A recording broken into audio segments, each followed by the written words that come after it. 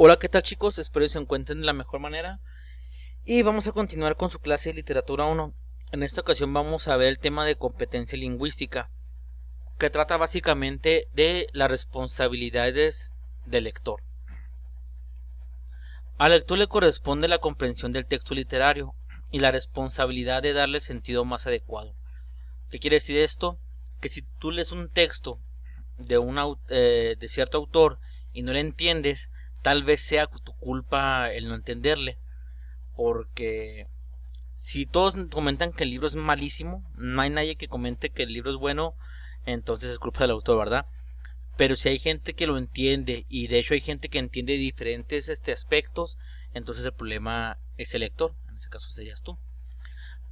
Las lecturas literarias implican ponerse en contexto con culturas de otras épocas y lugares. ¿Qué quiere decir esto?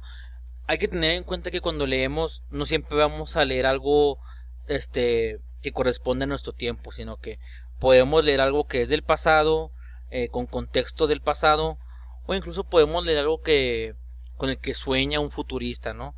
Pero hay que tener en cuenta que siempre va a ser todo a destiempo.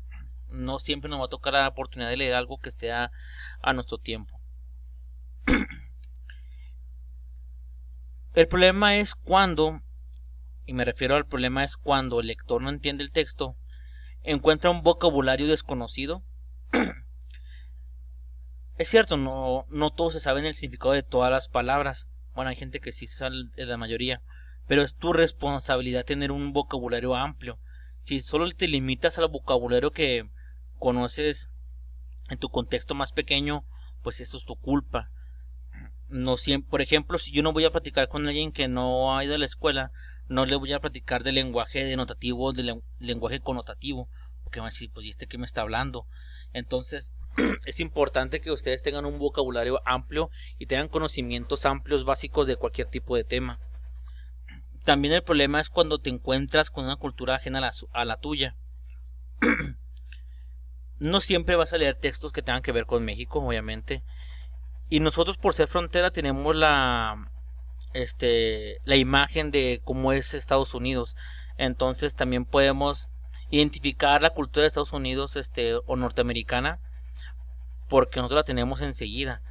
Pero lees cosas de Latinoamérica, de Europa, del Oriente y todo eso, entonces no lo vas a entender. Así que es importante, les digo, tener conocimientos básicos de cada una de las cuestiones de cualquier tema, o tener conocimiento básico. También hay problema cuando se exponen situaciones que el autor da por conocidas. Aquí sí hay un poco de culpa del autor, pero también puede ser desinformación tuya. Por ejemplo, tú no puedes leer el libro de una guerra, de la Primera Guerra Mundial, si no sabes qué pasó en la Primera Guerra Mundial. Entonces el autor escribe un libro específico de esto. Tú tienes que saber qué pasó en la Primera Guerra Mundial. Pero si el autor está escribiendo un libro de cualquier guerra, de una guerra inventada, pero da referencias de la Primera Guerra Mundial, ahí es más tu culpa todavía por no conocer lo que pasó en la Guerra Mundial, ¿no?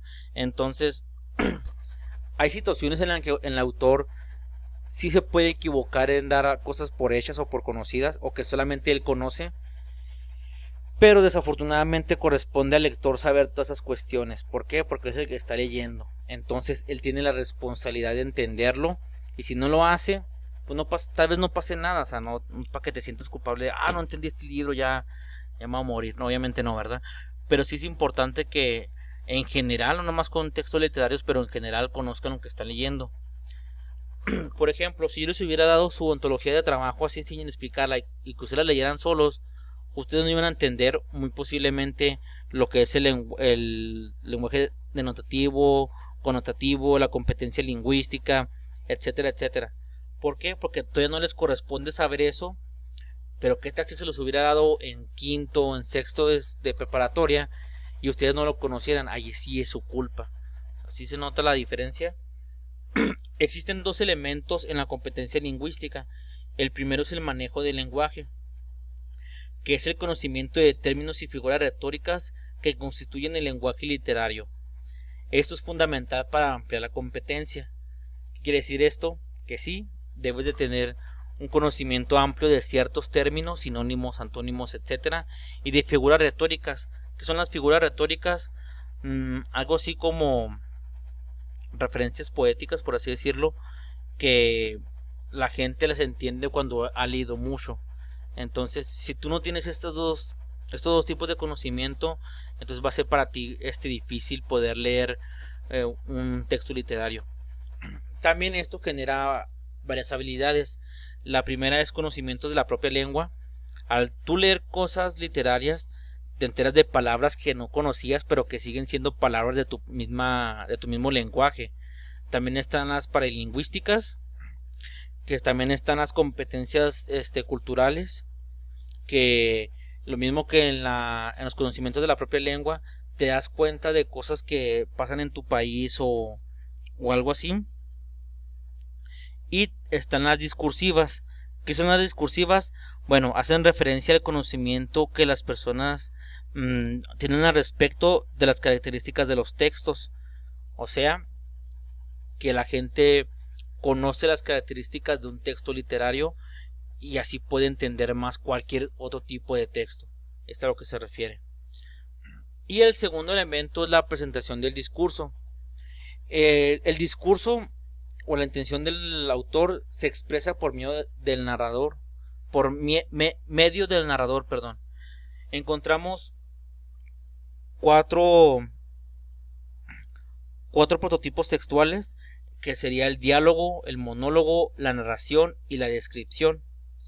Y a veces estos cuatro prototipos se pueden combinar para dar diversos efectos. Por ejemplo, tiempo, lugar, intensidad, ambiente, etc. Un ejemplo, ¿no? Tú estás utilizando un prototipo de descripción, estás describiendo un cementerio. La forma en que tú lo narres va a crear un ambiente. Pero ahí ya estás usando dos tipos de prototipo, la descripción y la narración, y tú ya estás creando un ambiente, una intensidad. El diálogo, puedes hablar en pasado, presente o futuro, y tú ya estás creando un efecto de tiempo. La descripción también da un efecto de lugar, etcétera. Es a lo que se refiere. Entonces, con estos cuatro prototipos puedes dar muchos diversos efectos. No nomás estos cuatro que les presento aquí, pero hay más. También está el de distancia, ambiente, distancia, emociones, sentimientos, etcétera. Hay muchos tipos de efectos que pueden provocar esos cuatro prototipos. Y hasta aquí sería todo. Espero que el tema haya sido claro. Básicamente es que para poder llevar a cabo o tener la intención de leer un texto literario, tú debes de tener ciertas bases para poder entenderlo. No lo vas a entender así porque sí, sino que te vas a topar con estos problemas y te vas a dar cuenta que a veces necesitas el manejo del lenguaje y también necesitas conocer la presentación del discurso. Así que bueno, esto sería todo por hoy. Espero haya sido la información clara. Si tienen dudas o cualquier tipo de otra cuestión, me pueden mandar mensaje por correo. Recuerden hacer las notas correspondientes a este video y dejar su opinión del mismo. Hasta aquí sería todo y lo sigo leyendo. Hasta luego.